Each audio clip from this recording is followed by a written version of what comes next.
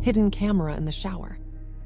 I clean airbums for a living, which means my workday begins after the guests smile for photos, post 5-star reviews, and lock their secrets behind the door.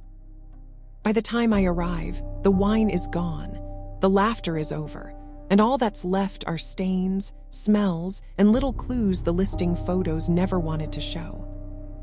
Most of the time, my job is just normal human chaos. Pizza boxes, tangled sheets, cheap perfume on towels, souvenirs of nights people will never fully admit to. But sometimes I open a door and the air feels wrong, like the apartment has been holding its breath, waiting for someone to notice what it can't say out loud. This story begins with a late message from a host named Daniel, one of my newer clients, still careful enough to spell my name correctly in every single text. He owned a factory loft converted into a luxury industrial rental, all exposed brick, black steel, and tall windows that stared directly into other quiet windows. His message popped up just after sunset when my feet were angry, my back was tired, and my brain had already started unbuttoning itself out of work mode for the night. "Hey, urgent clean tonight if you're free," he wrote. "Guest checked out early, place has to look perfect by tomorrow. I'll pay extra for a rush job if you come." I stared at the screen for a moment, weighing my aching spine against my hungry rent, when a second message arrived before I could even start complaining in my head. "One more thing," it said. "Please don't touch the devices. The guest set up some weird tech. I'll deal with it tomorrow. Just clean around everything very carefully." "Don't touch the devices" is not the sort of sentence you send to the person who wipes fingerprints off every surface you own, and Daniel absolutely knew how strange it sounded. I replied anyway, because curiosity and overdue bills are a dangerous combination, especially when you make a living walking through other people's temporary lives for money. "What kind of devices?" I asked. "Cameras, smart home stuff. I still need to dust somewhere, you know." I tried to sound casual, but I was already on edge while typing. There was a longer pause this time, the kind where you can almost feel the other person picking up each word, weighing it, and putting it down again very carefully in their head. "Just leave anything electronic plugged in and where it is," he wrote back. "No unplugging, no resetting, no moving any boxes or cables. I'm serious about that part, okay?" Most hosts ask me to unplug things to save power. Daniel sounded like he was afraid the building might stop breathing if I pulled out the wrong, innocent-looking little cord. I should have said no. I knew better than this, but extra pay is a spell that still works on me, so I grabbed my bag and headed out into the cooling evening streets anyway. The factory building sat at the quiet end of a narrow road, its bricks scrubbed clean but still old, its tall windows dark like closed, suspicious eyes staring at nothing at all. They had dressed the entrance in glass and brushed metal, hung a minimalist logo, and sprayed enough scent in the lobby to smother whatever history had lived there before. The elevator was the slow, groaning kind that makes you imagine getting stuck between floors with flickering lights and nothing but your own thoughts for terrified company. Daniel's loft was on the 5th floor, Unit 5F, at the end of a long hallway painted the color of wet concrete and lined with identical matte black doors repeating down the corridor. Every door had a smart bell, a perfect white ring glowing softly, little halos pretending to protect people while quietly watching everything they ever do and silently remembering it. As I walked, a camera in the ceiling followed me with an unblinking glass eye, humming softly with the same patient focus as a spider waiting very still in the middle of its web. When I stopped at 5F, the air felt thicker, like the corridor had a throat, and this particular door was where all the nervous breath had gathered to wait and whisper quietly. I tapped in the code Daniel had sent, heard the lock click, and pushed the door open with my hip, the way you do when both hands are full of your tools and quiet expectations. The smell hit first, as it always does. Not rotten or deadly, just wrong, like burned dust and citrus cleaner sprayed too fast over several long days of sweating, anxious fear. The loft was dim, lit only by the television in screensaver mode, its pale logo drifting lazily from corner to corner like it was searching for someone willing to finally notice it. I closed the door behind me and felt the quiet seal around my shoulders, heavy and close, like I had stepped into someone else's headache and gently shut it in with me. The space was larger than most rentals. High ceilings, exposed beams, brick walls, and a narrow metal staircase leading up to a mezzanine bed platform above the main room. The sofa below had a deep, lonely dent in the middle, the kind you get from one person sitting there for hours, not moving much except to scroll, refresh, and quietly stare. On the coffee table sat 2 crushed energy drink cans, an open laptop, and a nest of black cables coiled together like something that might wake up if you breathed too loudly. The TV was connected to a small black box with no logo, no label, just a single red light glowing in the dark like a patient, irritated artificial eye waiting for its next command. Near the window, a folded tripod leaned against the brick, its empty mount pointed inward toward the room instead of outward toward any kind of meaningful city view outside. I forced myself to stop staring at the devices and started my usual slow walkthrough, the professional version of sniffing around an abandoned campsite for remaining ghosts. The kitchen lived along one wall in brushed steel, a sink half full of cloudy water, a single spoon floating, and a cutting board stained pink and brown from something unappetizing. 4 paper coffee cups from the same cafe sat in a neat row, each leaving a different ring of dried liquid like quiet little measures of sleeplessness and caffeine-soaked anxiety.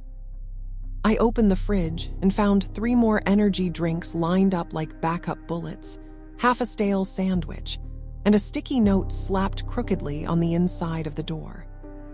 On the note, written in small, careful letters, was a single line. 0217 underlined twice, with a tiny arrow pointing toward nothing in particular anywhere on the blank plastic. I took a photo before peeling the note away, the paper coming off with a faint, tacky noise that made my teeth feel wrong, then dropped it into the trash with everything else. Up on the mezzanine, the bed looked like it had been wrestled with instead of slept in. Sheets twisted into ropes, duvet half collapsed on the floor like it had tried to escape. A dark hoodie lay in a heap near the railing, smelling faintly of sweat, budget cologne, and the stale chemical edge of someone who has been awake for much, much too long. On the bedside table was another scrap of paper, torn from the same pad, the same tiny handwriting pressing into the fibers like it desperately wanted to escape the page. "Check the time on the videos," it said. "You'll see it too. It always happens at 0217. The last 7 was darker, like the pen had trembled hard and dug a little deeper. I imagined the guest sitting on the edge of this bed, writing that note while the glow from the television downstairs washed the loft in restless, artificial, sleepless light. The closet held nothing but a few empty hangers and a suitcase-shaped dust shadow, proof that whoever stayed here kept their exit ready and waiting every single second. I made the bed because habit demanded it, even when the sheets felt like skin and every wrinkle looked like an echo of someone else's sleepless, turning body trapped in place. Bathroom last, I told myself, the way I always do, because bathrooms are where the worst surprises wait. Mold, needles, and things that bleed in slow, secret, ugly colors. The bathroom door was closed, a plain slab of black at the end of a short hall, revealing nothing, reflecting nothing, just quietly daring me to put my hand on the handle. When I stepped inside and switched on the light, The walls became cool concrete, the fixtures black steel, and the mirror a full, unforgiving slab of glass across the wall. It smelled like steam and soap, and something iron underneath, like the room had recently exhaled someone else's panic and could still taste it hanging in the humid air. I set my cleaning caddy by the sink, pulled on a fresh pair of gloves, and started with the mirror, because rituals exist to convince us that we are still in control of something. As I wiped slow circles into the glass, my reflection moved with me, a tired stranger under fluorescent light, eyes already searching beyond my own shoulder into the background. In the mirror, the shower tiles behind me looked plain and harmless at first, white rectangles stacked in neat lines, divided by thin gray rivers of grout running between them. Then, as I shifted just slightly, a tiny bright point appeared on one tile, no bigger than a pinhead, a single sharp star in a flat ceramic sky behind my reflected shoulder. I froze and watched it, the way you watch a spider above your bed, hoping it will prove to be nothing more than imagination and a tired, overworked nervous system. When I turned to face the shower directly, the point vanished. All I saw was white and gray, smooth surfaces, nothing sharp, nothing bright, nothing obviously openly wrong. I looked back into the mirror, leaned a fraction to the left, and there it was again, a small shining dot on the wall, exactly at chest height where a body would usually stand. I have seen enough stories about hidden cameras in rentals to recognize the way my body reacted before my mind found the word lens and reluctantly accepted it as the truth. I stepped carefully into the shower, the floor still slick in spots, one hand on the wall for balance, the other gripping my phone tighter than any spray bottle or dirty rag. Up close, the tile pattern looked normal for a heartbeat, then not normal at all. One decorative screw was just a shade too dark right in the tiny center of its round head. I leaned in until I felt my breath bounce back from the wall, fogging a small circle on the tile, and the dot greeted me, shining back with cold, controlled mechanical purpose.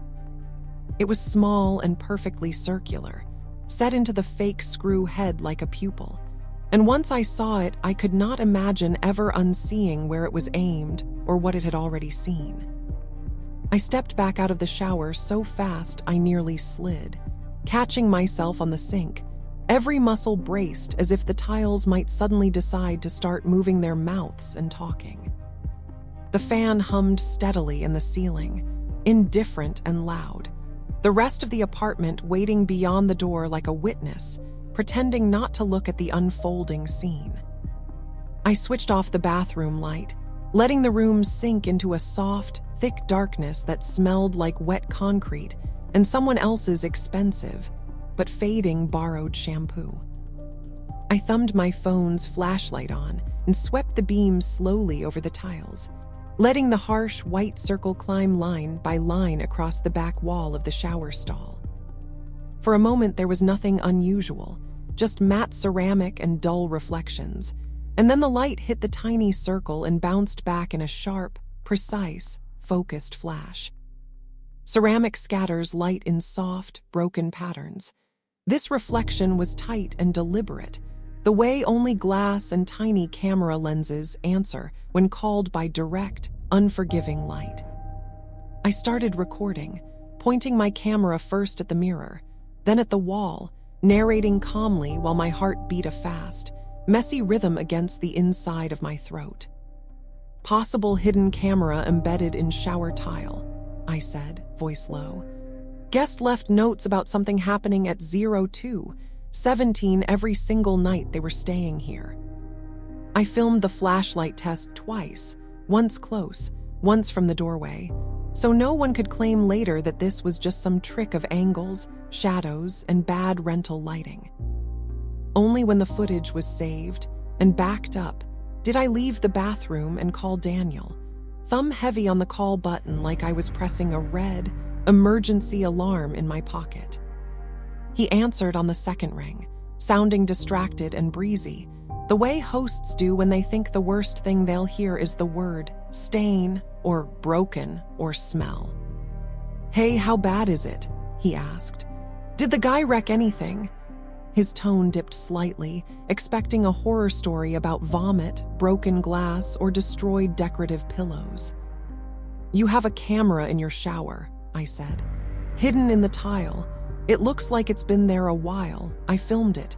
I think you should sit down before you say anything else." There was a long silence, and I could almost hear his thoughts rearranging themselves in the empty space between my words and his next uncertain breath through the speaker. "An actual camera," he finally managed. "You're sure it's not just some weird hardware thing? You know, like a sensor left over from the renovation company or contractors." "Screws don't flash like lenses," I replied. "And your guest didn't leave notes about 0217 for decoration. You need to come here. Right now, not tomorrow, right now tonight." He swore softly. The kind of word you say when you realize the damage has already been done, and now all that's really left is counting the pieces and hoping they're few. "Okay," he said. "Don't touch it, don't move anything else. I'm coming. Please stay there until I arrive. I don't want this somehow pinned on you or misunderstood later."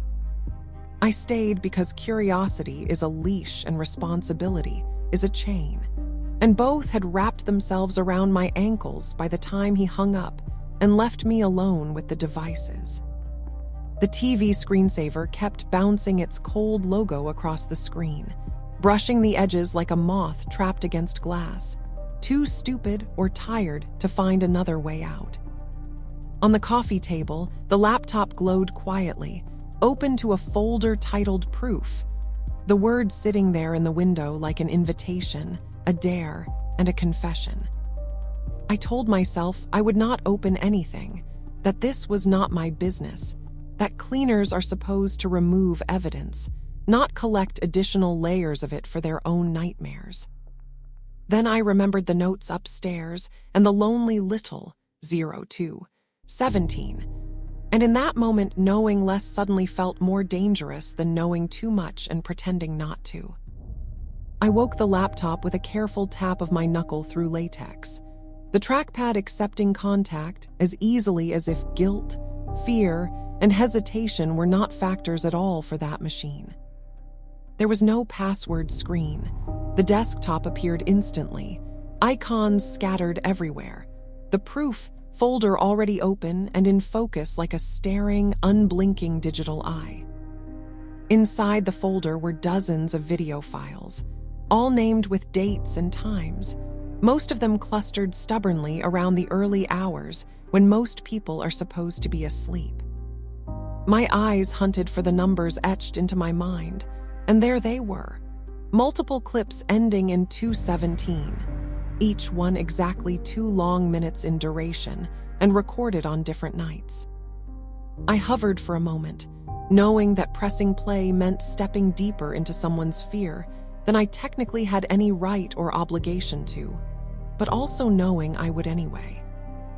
I clicked because I clean up after people, and sometimes that means facing what they could not, even if all I can do now is watch it happen on a small, glowing, borrowed screen. The video opened onto a grainy black and white view of this same living room, camera angle high and wide, the loft empty, silent, and unnervingly, painfully still. In the corner of the frame, a timestamp flickered and settled. 02, 16, 54, then 55, then 56, seconds sliding toward something with quiet, mechanical determination. For a few long heartbeats, nothing moved at all, and then at exactly 02:17, the television in the recording burst to life without any remote, motion, or visible trigger at all. The screen did not show a menu or any movie. It showed a strange kind of static, like shattered letters and symbols trying to arrange themselves into forbidden words and failing. There was almost no sound, just a faint electric hum, but I felt the noise in my teeth, like distant thunder trapped behind my molars and humming under the enamel.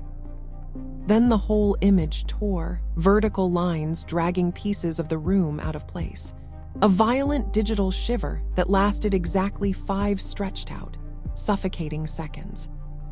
In those slashed fragments, I thought I saw shapes, faces, and doorways that did not exist in this apartment. Things half-formed and half-erased while the glitch chewed at the frame. When the picture snapped back, the room looked exactly as it had before, except the tiny red light on the black box beside the TV was blinking fast and insistently. At 02:17, 02 the blinking stopped, the TV screen went completely black again, and nothing else moved until the timestamp crawled lazily to 02:18, 00, and the file finally ended. I clicked the next 02:17 clip, and the next, each one a new small haunting, the apartment doing something strange under the patient eye of invisible watchers and quiet wires. In one video, the TV showed the hallway outside this door, the same matte black doors, the same pale floor, the same chillingly impersonal overhead lights humming above. A blurred figure appeared at the far end, walked slowly toward 5F, and stopped directly in front of the door, head tilted slightly as if listening in on whoever might be inside.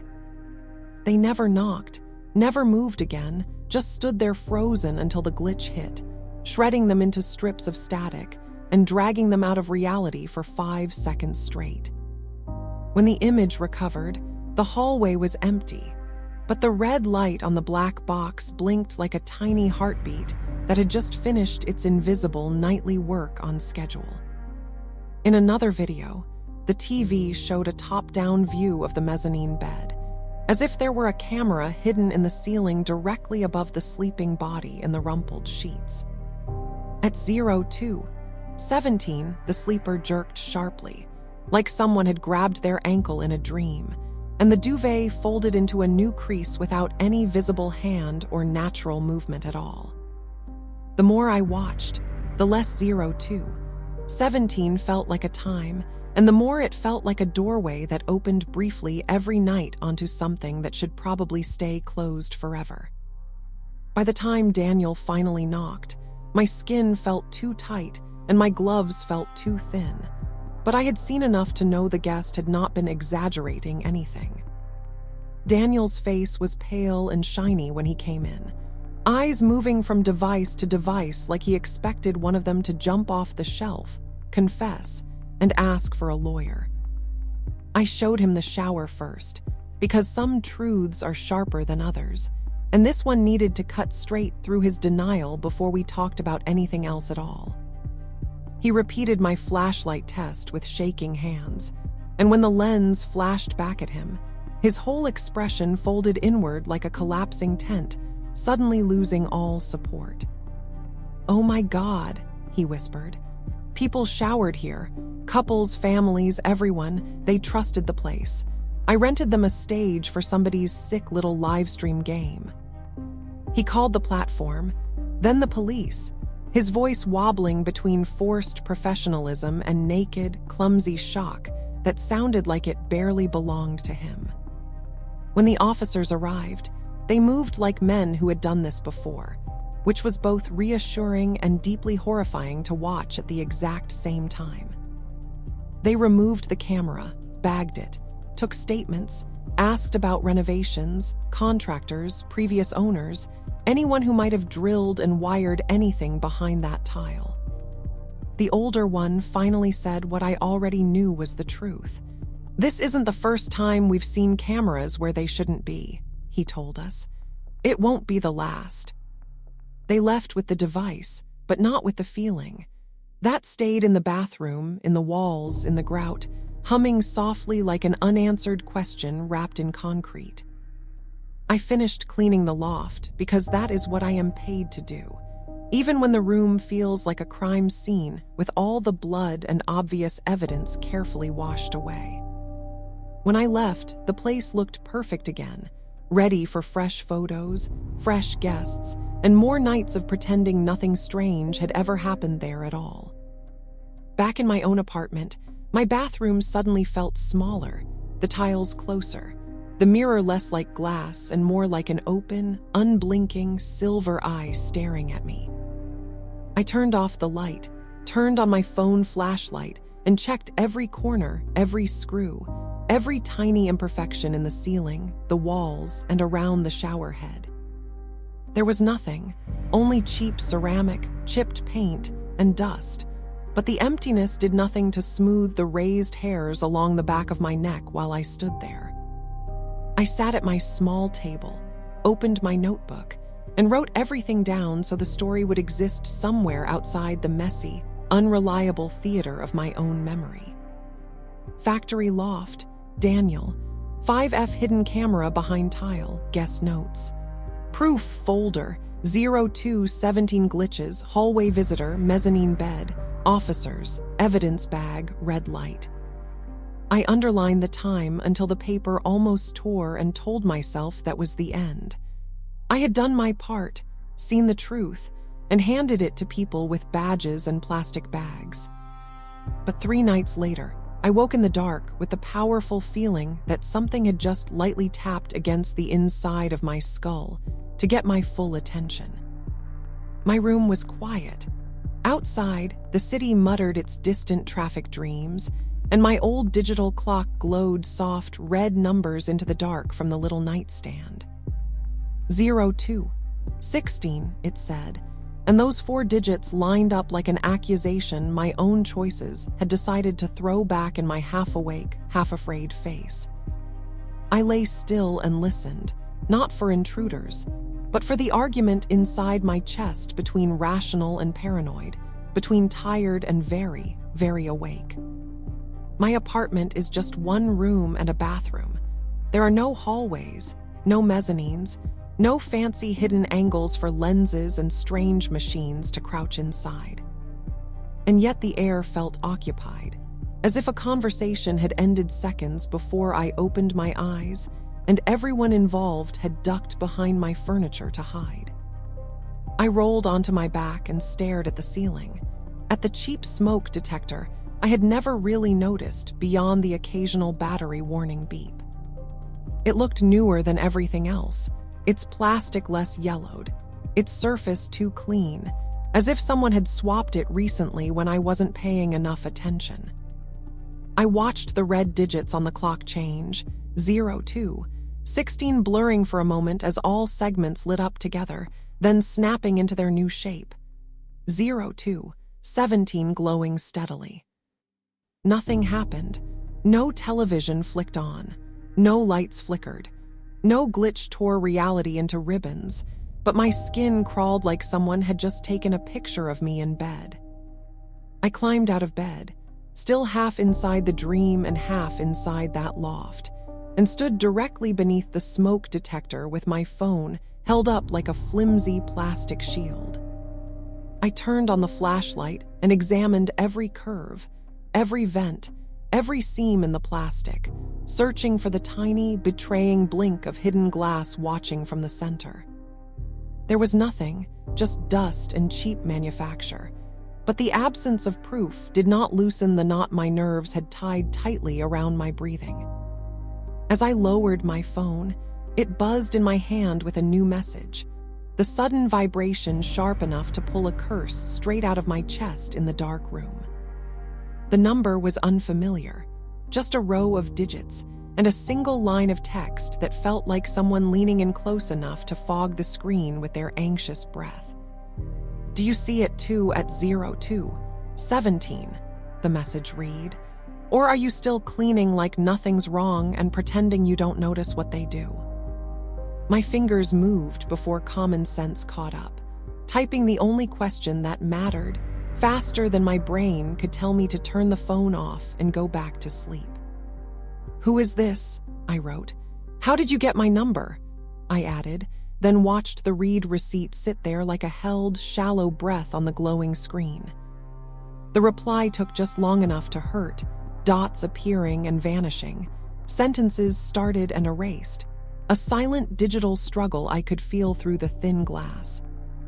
"You're the cleaner, right?" the next message said. "Factory building, 5F, I left you a note. They read my messages too. They always read mine, not yours. The loft guest. The one who had written about 02, 17 in tiny letters and trusted a stranger with gloves more than whoever was living behind all those quiet devices. Another message arrived almost immediately, as if they feared something would cut the connection if they waited even one more cautious, frightened second. If they see me call the police, they shut it off, the text said. They change the pattern, but they don't care about the cleaner. Not yet anyway, not you. That they hung in the room heavier than any person, like it included hosts, platforms, companies, and whatever else watched through tiny rented lenses and secret boxes. I sat down at my table again, the smoke detector above me, the clock beside me, the phone in my hand lighting my fingers but not my uneasy face hovering in the dark. "What do you want me to do?" I typed, each word slow and deliberate, like I was signing a contract I knew I might regret and still absolutely could not ignore. The answer came quickly this time, no pauses, like they had been rehearsing it in their head every night since they left that loft with their notes and fear. "Keep recording, keep writing, keep looking where guests stop looking," they wrote. "I can't be there anymore, but you always can write cleaner." I thought about all the apartments, all the smart bells, all the routers, all the little red lights I had dusted around without daring to ask questions out loud. "I'm just a cleaner," I replied. "I don't have access. I'm not a cop, I'm not a hacker, I'm nobody important. They won't listen to anything I say seriously." For a moment, the only sound was the quiet buzz of my old fridge and the distant, muffled bark of a dog 2 floors down in someone else's restless little life. Then one more message popped up, short and sharp, sliding into place like the final turn of a key inside a lock I hadn't realized I was standing directly inside. "Exactly," it said. "That's why you're the only one they don't see coming. You're invisible to them. You walk in after the show every single time unnoticed."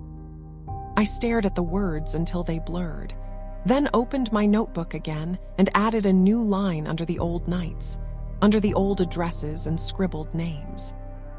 Unknown number, same time, same fear, same pattern, different apartment. Me still the cleaner, still the one called after the door quietly closes and stays shut. I don't know yet what that makes me. Witness, archivist, accomplice, or just another insomniac in a city full of humming, blinking little red electronic eyes. But I know this much. Tomorrow or the next day, another host will text me a code, ask for a reset, and trust me to make their place look innocent again for strangers. I will walk in after the smiles, after the arguments, after the secret tears, after the reviews, and the devices will still be there, quietly humming and listening. And when the air feels wrong, or the hallway feels too watched, or the bathroom mirror seems a little too interested, I will remember 02, 17 and force myself to look twice. I will clean what I can, record what I can't, and write down everything that refuses to wash away, because someone has to stay after checkout and actually see it. Because in these perfect listings, someone always sees you naked in the shower, and sometimes it isn't just your reflection in the forgiving bathroom mirror. And if no one else is going to warn you about that, then I guess the job falls to the person who comes in with the keys, the gloves, and the notebook after you leave. Later, when people ask why I started telling these stories online, I never mention the clock by name, but I always think of that first night with 02, 17 softly glowing. I say I just wanted to share what cleaners see, but the truth is I wanted proof that I wasn't the only one who felt watched in places designed to help you sleep. Some people hear these stories and cancel their trips. Others listen in the dark and still book the cheapest listing, trusting luck more than their uneasy instincts. I can't change that. I can only keep talking, keep recording, Keep walking into rooms that smell wrong and pretending this is still just a normal, harmless job. So if you ever rent a perfect little place with soft lights and fresh towels, do one thing for me before you relax and turn on the hot water in the shower. Turn off the lights, use your phone's flashlight, and look closely at what is supposed to be solid, at screws, at vents, at small circles that shine a little too hard. If nothing answers your light, you can laugh at yourself and call it paranoia.